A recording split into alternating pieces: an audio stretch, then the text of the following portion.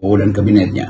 Ya dulu saya kritik Jokowi karena dia memanfaatkan APBN untuk hal-hal yang konsumtif, termasuk IKN.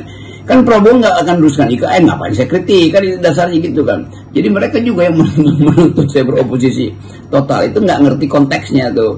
Pasti kritik akan tiba. Sekarang juga kita lagi kasih kritik dalam bentuk evaluasi untuk memungkinkan kabinet ini dinilai secara utuh. Kan poin-poin itu yang sedang kita bicarakan.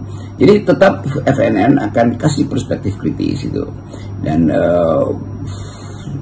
bandingkan misalnya dengan kebijakan Presiden Jokowi yang menghambur-hamburkan uang sehingga defisit 800 triliun itu sangat real tuh. Jadi kita mau coba melihat dengan kacamata kritis bagaimana kebijakan Prabowo itu bisa dia buktikan dalam 100 hari pertama. Jadi janji dia untuk mengutamakan kesejahteraan dengan menghilangkan semua hambatan yang memungkinkan orang pergi sejahtera, termasuk tadi kita bicara soal pinjol, soal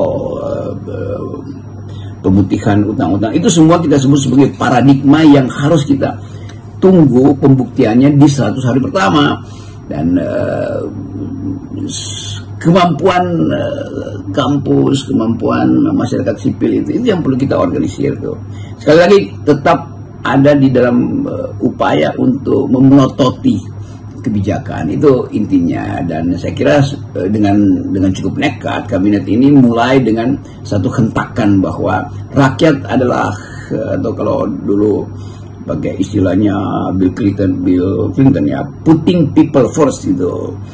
Rakyat diutamakan tuh. Nah janji politik ini yang akan kita tagih dalam 100 hari ke depan tuh. Sambil kita melihat bagaimana disiplin tubuh itu sedang diarahkan oleh Presiden dengan membawa menteri-menterinya itu pakai baju loreng, naik Hercules, terus tiba di asrama di sana. Nah itu juga satu penanda bahwa ada semacam keseriusan. Walaupun sifat militeristiknya ada, tapi kita akan lihat bahwa persiapan untuk menghasilkan disiplin di dalam kabinet itu adalah hal yang mutlak tuh. Jadi kalau kita belajar tentang disciplinary society, jadi masyarakat itu disiplinkan. Nah, sekarang kabinetnya didisiplinkan melalui aktivitas olah tubuh itu dulu tuh. Tetapi sekali lagi yang paling penting adalah disiplin di dalam paradigma yang tadi kita bahas, paradigmanya sosialistis.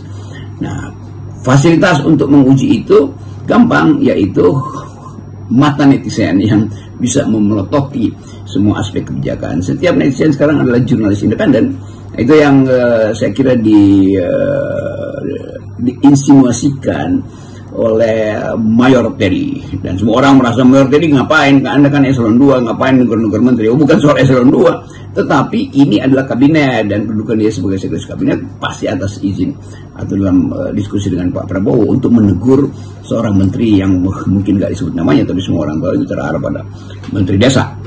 Jadi pastikan bahwa tadi paradigma Prabowo akan diuji dalam 100 hari pertama. Walaupun kita tahu bahwa Prabowo udah berjanji 6 bulan kemudian akan ada reshuffle, tapi saya kira nggak perlu tunggu 6 bulan tuh.